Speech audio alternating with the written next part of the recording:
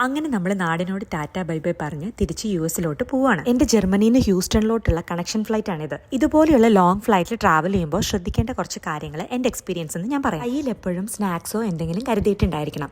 കാരണം connection flights ഉണ്ടാവുമ്പോൾ ഒരു ഫ്ലൈറ്റിൽ നിന്ന് നെക്സ്റ്റ് ഫ്ലൈറ്റ് കയറുന്നത് വരെ ഇല്ലെങ്കിൽ വിശന്നിരിക്കേണ്ടി വരും. അതും അല്ലെങ്കിൽ ഫ്ലൈറ്റിലെ ഫുഡ് ചിലർക്ക് ഇഷ്ടപ്പെടില്ല, അല്ലെങ്കിൽ മതിയാവില്ല. അപ്പോൾ എടുത്ത് കഴിക്കാം. ഫ്ലൈറ്റിൽ കഴിക്കേണ്ട മീല് നേരത്തെ തന്നെ അവരുടെ വെബ്സൈറ്റിൽ കയറി സെലക്ട് ചെയ്ത് വെക്കുന്നതായിരിക്കും നല്ലത്. ഇല്ലെങ്കിൽ ക്യാബിൻ ക്രൂ ഫുഡ് സെർവ് ചെയ്യുന്നത് നമ്മുടെ സീറ്റ് ഇരിക്കുന്ന ഓർഡറിലായത് കാരണം ചിലപ്പോൾ കിട്ടാൻ വൈകും. ഇൻ കേസ് തണുത്ത യൂസ് ചെയ്യാൻ വേണ്ടി ഒരു ജാക്കറ്റോ ഒരു പുതപ്പോ കൈ പിടിക്കുക. ഫ്ലൈറ്റിൽ കിട്ടുന്ന കനം കുറഞ്ഞ ബ്ലാങ്കറ്റ് ചിലപ്പോൾ മതിയായെന്ന് വരില്ല. എയർക്രാഫ്റ്റിന്റെ ഉള്ളിൽ ഹ്യൂമിഡിറ്റി വളരെ കുറവായത് കാരണം ചുണ്ട് ഡ്രൈ ആയിട്ട് ഇങ്ങനെ നീറല് എന്റെ ഒരു സ്ഥിരം പ്രശ്നമാണ്. സോ ധാരാളം വെള്ളം കുടിക്കാൻ ശ്രദ്ധിക്കുക. ചായ, കാപ്പി, കാർബണേറ്റഡ് ഡ്രിങ്ക്സ് ഇവ കഴിവതും ഒഴിവാക്കുക. പിന്നെ ഒരു നല്ല ലിപ് ബാമും കൈ പിടിക്കുക. എന്നിടത്ത് തന്നെ ഇരിക്കാതെ ഇടയ്ക്ക് എഴുന്നേറ്റ് കൈയും കാലും ഒന്ന് സ്ട്രെച്ച് ചെയ്യാൻ ശ്രമിക്കുക. ടൂത്ത് ബ്രഷും ഒരു ട്രാവൽ സൈസ് ടൂത്ത് പേസ്റ്റും കൈ പിടിക്കാൻ നോക്കുക. ചില എയർലൈൻസ് ഇത് തന്നെന്ന് വരില്ല. പിന്നെ ജെറ്റ് ലാഗ് അധികം ഹിറ്റ് ചെയ്യാതിരിക്കാൻ നമ്മുടെ ഡെസ്റ്റിനേഷൻ ടൈം സോൺ അനുസരിച്ച് ഉറങ്ങുകയായിരിക്കും നല്ലത്. ഏറ്റവും ലാസ്റ്റ് നമുക്ക് കംഫർട്ടബിൾ ആയിട്ടുള്ള ലൂസ് ഡ്രസ്സസ് ഇട്ട് ട്രാവൽ ചെയ്യാൻ നോക്കുക.